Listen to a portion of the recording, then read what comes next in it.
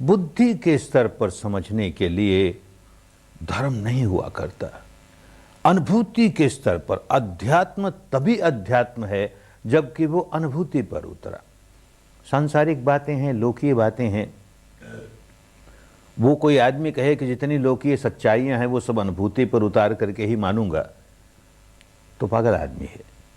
लेकिन अध्यात्म की बातें हैं, चित्त को विकारों से बिल्कुल विमुक्त कर लेने की जितनी बातें हैं वो अनुभूति बिना नहीं होती। सांसारिक बात में अनुभूति आवश्यक नहीं। जैसे कोई हलाहल विष पड़ा है और कोई कहे कि ये विष को पीते ही प्राण चले जाएंगे, इतना हलाहल विष है ये, और कोई बावला आदमी हो कहे कि जब तक पीकर देख न लूं तब तक मैं मानने वाला नहीं। तो पीकर क्या देखेगा, क्या मानेगा, तब तक तो प्राणी चले जाएंगे। लौकिक बातों में हम अनुभव करके ही जाने यह आवश्यक नहीं होता। उन्होंने अनुभव किया, उसका हम लाभ उठा लें। अध्यात्म का क्षेत्र ऐसा है कि औरों ने अनुभव किया और उसका लाभ हम उठा लें, यह होता नहीं। हर आदमी को, हर व्यक्ति को स्वयं अनुभव करना पड़ता है, क्योंकि अनुभव द्वारा ही वो अंदर जो गांठें बांधने का स्वभाव है उसे तोड़ सकता है। बुद्धि के चिंतन द्वारा नहीं तोड़ सकता। बुद्धि का चिंतन कल्याणकारी है, हमको प्रेरणा जगाने के लिए, हमको मार्गदर्शन देने के लिए बस, और उतना ही करके रह जाए तो बात नहीं बनती। अपने मन को गहराइयों तक सुधारना है। बुद्धि का चिंतन हमारे मन को ऊपरी ऊपरी स्तर पर सुधार देगा। वो हिस्सा जो चिंतन मनन करता है बार बार के अच्छे चिंतन से, बार बार के अच्छे चिंतन से वो निर्मल होता चला जाएगा। वो समझता चला जाएगा राग नहीं करना चाहिए, द्वेष नहीं करना चाहिए। कितना ही प्रिय क्यों न लगे बाहर का आलंबन, हम राग नहीं करें। कितना ही अप्रिय क्यों न लगे बाहर का आलंबन, हम द्वेष नहीं करें। ऐसा अपने आप को समझाता चला जाएगा। उसकी बुद्धि निर्मल होती चली जाएगी, जीवन में उसका लाभ भी आएगा। जड़ें नहीं सुधरेगी। जड़ें सुधारने के लिए हमको हमारे अंतर मन को सुधारना पड़ेगा। ये जो सारा तप करने की बात अपने यहाँ भारत में चली, शरीर को तपाने की बात तो जब लोग भूल गए, साधना की विधियां भूल गए, तब शरीर को कैसे कष्ट देवें, शरीर को कैसे कष्ट देवें, इसी से ठीक हो जाएगा, इसी से मुक्त हो जाएगा। क्योंकि मन की बात ही भूल गए। मन को कैसे सुधारें ये विद्या ही लुप्त हो गई। मन को सुधारे बिना बात बनती नहीं। महावीर स्वामी के जीवन काल की एक घटना, कोई एक देश का राजा, उसके मन में विरक्ति जागी, राजपाट छोड़ करके सन्यासी हो गया और घोर तप कर रहा है। खड़े तपता है खूब। कोई उस रास्ते से निकला और उसने भगवान महावीर से कहा, महाराज अमुक राजा सब कुछ त्याग करके घोर तप कर रहा है, इस समय उसकी मृत्यु हो जाए तो महाराज सदगति होगी, क्योंकि इतना तप रहा है। भगवान महावीर ने कहा, नहीं रे, इस समय मर जाए तो घोर नरक में जाएगा। कुछ समय के बाद कोई दूसरा मैसेंजर आया कि वो संदेशवाहक का, उसने कहा, महाराज वो राजा तप रहा था ना, वो मर गया। तो कहते हैं उसकी तो सदगति हो गई। अरे थोड़ी देर पहले, कुछ मिनटों पहले कहते थे कि ये मरेगा तो नरक में जाएगा, और अब कहने लगे सदगति हो गई। तो ऐसे व्यक्ति झूठ नहीं बोलते। समझाया, देख जिस समय ये पहली सूचना आई कि ये व्यक्ति घोर तप कर रहा है, तो मैंने अपने बोधि चित्त से उसके चित्त को देखा, उसके चित्त की क्या अवस्था है। उस समय उसके चित्त में बड़ा क्रोध जागा हुआ, बड़ा द्वेष जागा हुआ, क्योंकि तपते तपते उसने देखा कि उसके सामने से एक सेना जा रही है और वो उसके दुश्मन की सेना है और वो उसके राज्य पर हमला करने जा रही है। तो उस दुश्मन के प्रति मन में बड़ा क्रोध, बड़ा द्वेष, ऐसा क्रोध जागा हुआ, ऐसा द्वेष जागा हुआ, चित्त का, जीवन के अंतिम चित्त की ये अवस्था कि क्रोध जागा है, द्वेष जागा है, और उस समय मृत्यु हो जाए तो नारकी अवस्था है ना, नरक में ही जाएगा, और कहाँ जाएगा। थोड़ी देर के बाद उसे होश आ गया, अरे मैं करने क्या लगा, मुझको तो अपने चित्त को समता में स्थापित करना है, बाहर की बातों से क्या लेना देना, भीतर क्या हो रहा है। क्रोध जागा ना, इस क्रोध को देख करके अपने मन को क्रोध से विहीन करना है। लग गया अपने काम में, और यूं लग गया काम में, चित्त समता में आया और मृत्यु हो गई। तो कहता है जब मेरे पास ये सूचना आई कि मृत्यु हो गई, तब मैंने जाना अरे इस समय तो इसका चित्त क्रोध विहीन था, द्वेष विहीन था, तो सदगति अपने आप हो गई। तप तो दोनों अवस्थाओं में शरीर से तो वैसे ही तप रहा था, जिस वक्त मन में क्रोध जगा रहा था तब भी खड़ा यूं ही तप रहा था, शरीर को बड़ा कष्ट। और जिस समय चित्त समता में आया और मृत्यु प्राप्त हुई, उस समय भी ऐसे ही तप रहा है।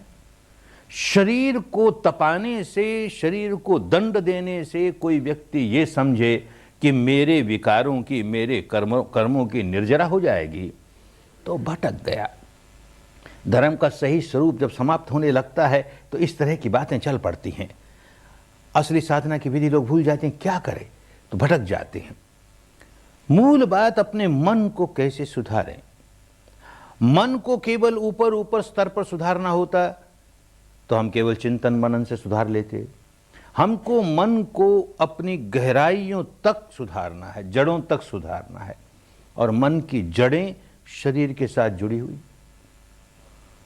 जो व्यक्ति केवल शरीर को ही कष्ट दे करके मुक्त होने की बात मानता है, एक अति में पड़ गया, उसे होश नहीं है, मुक्त नहीं हो सकता।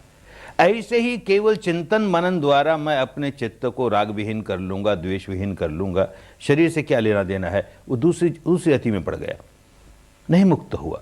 दोनों को साथ लेके चलना पड़ता है। इसलिए चलना पड़ता है कि हमारा अंतर मन शरीर के साथ प्रतिक्षण जुड़ा रहता है, प्रतिक्षण जुड़ा रहता है, जिसको हम कहते हैं कि सच्चाई को अनुभूति से जानो। तो किसको अनुभव कहें? भारत की पुरानी भाषा में जो वेदन होता है, शरीर पर जो अनुभूति होती है, वेदना होती है, सुखद हो दुखद हो, उसी को स्वयं वेदन कहा जाता था। चिंतन के द्वारा किसी बात को कहें मुझे अच्छी लगी, मुझे बुरी लगी, तो केवल सरफेस की बात हो गई, अनुभूति की बात नहीं हुई। इसलिए ये सारा काम कर रहे हैं सिर से पांव तक, और अब आज रात से पांव से सिर तक भी, सिर से पांव तक, पांव से सिर तक, ये जो चक्कर लगाते हैं, ये शरीर का दर्शन नहीं कर रहे, शरीर के रूप का दर्शन नहीं कर रहे, शरीर की आकृति का दर्शन नहीं कर रहे, शरीर का अनुभव कर रहे हैं। सच्चाई को अनुभव से जानना है तो शरीर अनुभव हो रहा है कि नहीं, सिर पर मन गया तो अनुभव हो रहा है कि नहीं, चेहरे पर गया तो अनुभव हो रहा है कि नहीं, वेदन हो रही है कि नहीं, मानो कोई वेदना हो रही है कि नहीं। वेदना हो रही है, सुखद हो दुखद हो, उसको आज हम संवेदना कहते हैं, क्योंकि वेदना कहने से केवल दुखद ही समझेंगे। तो संवेदना हो रही है कि नहीं, तो अनुभव हो रहा है। जहां कुछ नहीं संवेदना हो रही तो उस स्थान का हमें अनुभव नहीं हो रहा, मूर्छा है। हम नहीं कह सकते कि हमको अनुभव हो गया इस स्थान का। वहां कोई संवेदना जागी कि कहा कि ठीक है, इसका भी अनुभव हो गया, इसका भी अनुभव हो गया। यूं शरीर के अणु अणु का अनुभव करने के लिए सिर से पांव तक चक्कर लगाते हैं, लेकिन केवल अनुभव कर लेना मात्र हमारा लक्ष्य नहीं है। वो तो एक पक्ष है इसका। अब दूसरा पक्ष ये कि अनुभव हो रहा है और हम प्रतिक्रिया नहीं कर रहे। हमें दुखद अनुभूति हो रही है संवेदनाओं के स्तर पर, शरीर के स्तर पर, हम द्वेष नहीं जगा रहे। ऐसे ही किसी को सुखद संवेदना आज होने लगी, आगे जाके होने लगेगी, सुखद संवेदना हो रही है और हम राग नहीं जगाते। चाहे सुखद हो चाहे दुखद हो, हम तो समझते हैं कि देख भाई, इसका उत्पाद हुआ, इसका व्यय हुआ, उत्पत्ति हुई, नष्ट हुआ, उदय हुआ, व्यय हुआ, ये अनित्य है, ये नश्वर है, ये भंगुर है, ये परिवर्तनशील है, ये इसका स्वभाव है, बदलते रहना बदलते रहना। इसके प्रति क्या राग करें, क्या द्वेष करें? तो राग करने का, द्वेष करने का, स्वभाव पलटने का काम कर रहे हैं। ये कोई कर्मकांड नहीं है। सिर से पांव तक, पांव से सिर तक चक्कर लगाया। कोई बादलों के ऊपर कोई भगवान बुद्ध नहीं बैठे, सबका बही खाता लिए हुए और सबके खाते में नोट करते हैं, इसने कितने चक्कर लगाए, 100 चक्कर लगाए, इसने 1000 चक्कर लगाए, इसने 2000 चक्कर लगाए। वहाँ सारा अकाउंट है, और मरेगा तो फिर 100 चक्कर वाले के लिए दरवाज़ा खोलेगा, 1000 वाले के वो दरवाज़ा खोलेंगे बुद्ध भगवान। अरे कोई दरवाज़ा खोलने वाला नहीं, हम ही अपना दरवाज़ा खोलने वाले हैं। नासमझ हैं तो नरक का दरवाज़ा खोलते हैं, पशु योनि का दरवाज़ा खोलते हैं। समझदार हैं तो मनुष्य योनि का दरवाज़ा खुलेगा, देव योनि का दरवाज़ा खुलेगा, और ज़्यादा समझदार हैं ब्रह्म योनि का दरवाज़ा खोलेंगे, ब्राह्मिक आनंद भोगेंगे, और समझदार हैं मुक्ति का दरवाज़ा खोल लेंगे। दरवाजे की चाबी हमारे हाथ में है, हम उसका इस्तेमाल ही नहीं करना चाहें तो कौन जिम्मेदार है? दूसरा कोई खोलता खलता नहीं। ये सारा काम इसलिए कर रहे हैं कि एक और तो हमको सच्चाई की अनुभूति हो, अनुभूति शरीर पर ही होगी तो अनुभूति है, अन्यथा चिंतन है। एक ओर तो ये संवेदनाओं के स्तर पर अनुभूति हो और दूसरी ओर उस अनुभूति को जानकर हम तटस्थ रह जाएं, दृष्टभाव में रह जाएं, साक्षीभाव में रह जाएं। घटना घट रही है और बस उसे केवल जाना जा रहा है और कुछ नहीं करना। घटना घटी, हमने जाना, घटना घटी, हमने जाना, बस जाना, केवल जाना और कुछ नहीं किया। न राग जगाया, न द्वेष जगाया, न उसको अच्छा माना, न उसको बुरा माना। अरे जो अनित्य उसको क्या अच्छा माने, क्या बुरा माने। इस तरह से हमने सच्चाई को देखने का काम शुरू किया। ये अपने भीतर सच्चाई को देखने का काम जो व्यक्ति शुरू कर देता है, सच्चाई को देखने का काम करता है, माने कोई कल्पना को नजदीक नहीं आने देता।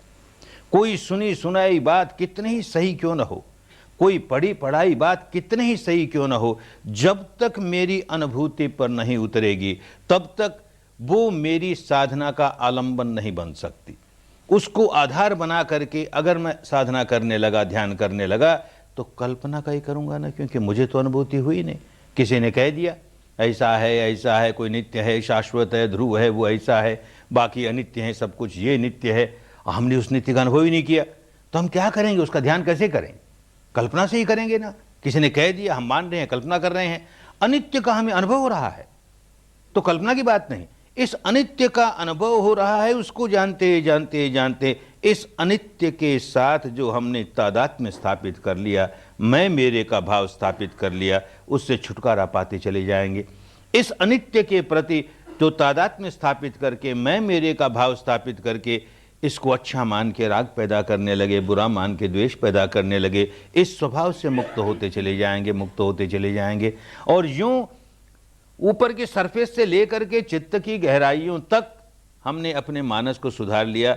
इस तरह के राग और द्वेष के नए गांठ हम बांधते नहीं, नए कर्म हम बनाते नहीं, और पुराने जितने हैं उनको निकालते जा रहे हैं, निकालते जा। इस साधना से ही होगा, पुराने निकलते जाएंगे, नए बनाएंगे नहीं, पुराने निकलते जाएंगे। एक अवस्था आएगी कि पुराने निकल गए, नए बनाते नहीं, तब शरीर और चित्त के परे की जो अवस्था है, जो सचमुच नित्य है, शाश्वत है, ध्रुव है, एक रस है, कूटस्थ है, जिन जिन लोगों ने ये अनुभव किया और उन्होंने ये कहा तो झूठ नहीं कहा, लेकिन हम केवल उसको मान के रह जाएंगे तो हमें क्या मिलेगा? एक दार्शनिक मान्यता मान ली, हुआ क्या? हम जिस दिन उसे जान लेंगे उस दिन हमारा कल्याण हो जाएगा, क्योंकि जानेंगे तब जबकि आपके मन के विकार निकाल लेंगे। बिना विकार निकाले उसका अनुभव होता नहीं उस स्थिति का। तो विकार निकालना हमारे लिए प्रमुख काम है, और विकार निकालने के लिए अपने अंतर मन के स्वभाव को पलटना ये प्रमुख काम है। जो सच्चाई जैसी है, हम कुछ निर्माण नहीं करते अपनी ओर से, हम कोई आरोपित नहीं करते अपनी ओर से। यथाभूत जैसा है